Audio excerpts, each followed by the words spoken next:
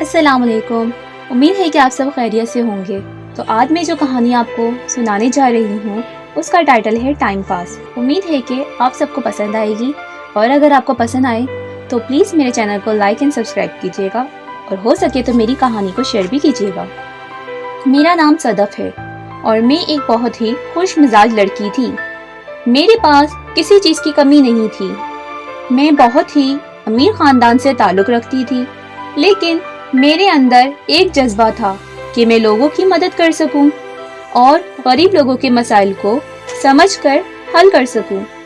हम कराची में रहते थे। तालीम ख़त्म होने के बाद मैंने फैसला किया कि अपनी इस ख्वाहिश को पूरा करूं। मेरी खाला लाहौर में रहती थी। मैंने अब्बू अम्मी से बात करके उन्हें मना लिया और मैं खाला के पास रवाना हो गई। खाला से मेरी अच्छी दोस्ती थी। उनके बच्चे छोटे थे।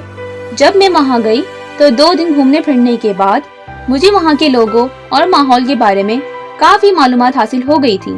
फहद, जो कि मेरी खाला का बेटा था, वो हर वक्त मुझे अपने स्कूल की बातें बताता रहता, जो सुनने में काफ़ी मज़ाहिया लगती।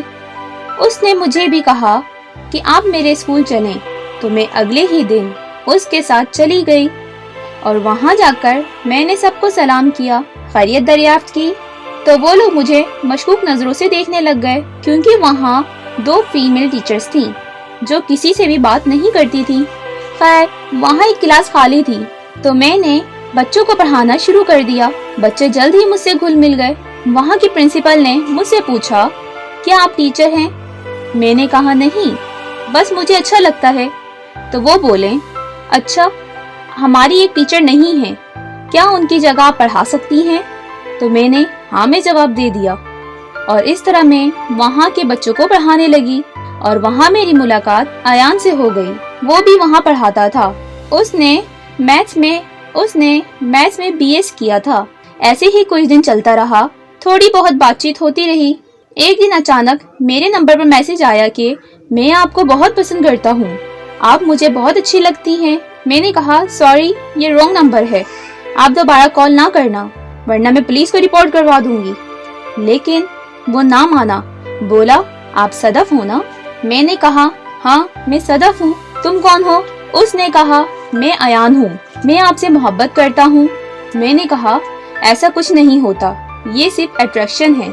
लेकिन वो ना माना और अक्सर मुझे मैसेज करता रहता। आहिस्ता आहिस्ता बातचीत बढ़ने लगी। लाहौर में 1 माह गुजार कर मैं वापस चली आई। अयान की और मेरी बातचीत अब मैसेज पर होती रहती। उसने मुझे प्रपोज किया तो मुझे आखिर कबूल करना पड़ा। हकीकत ये थी कि मुझे वो अच्छा लगने लगा था। इस तरह बातचीत होती रही। अयान मुझसे एक बार कराची मिलने आया, तो उसे मैंने अम्मी अब्बू से मिलवाने की कोशिश की, लेकिन उसने साफ इनकार कर दिया। इस तरह 2 साल गुजर गए। मेरे लिए अम्मी अब्बू ने रिश्ते देखना शुरू कर दिए। मैंने अयान से कहा तो वो बोला, तुम शादी कर लो। उसकी ये बात सुनकर मुझे झटका लगा। मैंने कॉल काट दी। मुझे लगा कि वो दोबारा कॉल करेगा, लेकिन 1 हफ्ता गुजर गया, उसने मुझे दोबारा कॉल ना की। मैंने एफबी पर उसकी आईडी ओपन की तो उसके निकाह की तस्वीरें थी। मैं देखकर शौक में चली गई। मैंने उसे कॉल की और पूछा, क्या तुमने शादी कर ली है? तो वो बोला, मेरा निकाह तो 5 साल पहले ही हो चुका था। तो मैं बोली, तुम मेरे साथ ऐसा कैसे कर सकते हो?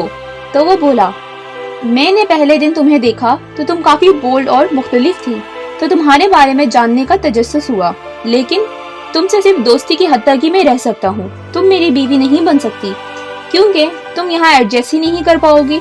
दूसरा ये कि अगर मैंने उस लड़की को तलाक दी तो वो लोग मेरी बहन को भी तलाक दे देंगे। मैं शौक की कैफियत में थी कि ये सब कुछ क्या हुआ और आखिर क्यों ऐसा होता है। बात करते वक्त इन लड़कों को ये सब बातें याद नहीं रहती और निकाह के वक्त खुद को मजबूर जाहिर करने लग जाते हैं। शादी से पहले ताल्लुक बनाते वक्त ना खानदान का ख्याल होता है, ना हस्ब नस्ब का, लेकिन जब बात निकाह पे आती है तो मैं ये नहीं कर पाऊंगा, वो नहीं कर पाऊंगा, इस तरह की बातें करने लग जाते हैं। दर हकीकत बात ये है कि मॉडर्न और बोल्ड लड़कियां सिर्फ गर्लफ्रेंड ही अच्छी लगती हैं, लेकिन अगर किसी को बीवी बनाना पड़े तो वो बेहया, बेशरम और बदतमीज कहलाती है। मेरी आंखों से आंसू जारी थे और मैंने अपनी आंखें बूंद ली। سنا ہے کہ مرد اگر کسی عورت سے سچی محبت کرتا ہے تو ساری دنیا بھی اگر اس کے خلاف ہو تب بھی وہ اسے نکاح کرتا ہے۔ میری آنکھوں سے آنسو جاری تھے۔ میں نے آنکھیں موند لی، مگر میں کمزور لڑکیوں میں سے نہیں تھی۔ میں اپنی آنے والی زندگی کو خوشحال گزارنا چاہتی تھی اور اسی لیے کسی بے وفا کی خاطر پوری زندگی اذیت میں نہیں گزار سکتی تھی۔